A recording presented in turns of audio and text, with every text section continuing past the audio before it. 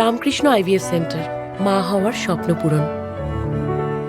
নির্ভরযোগ্য চিকিৎসা এখন আপনারই শহরে, জীবনরেখা হসপিটাল।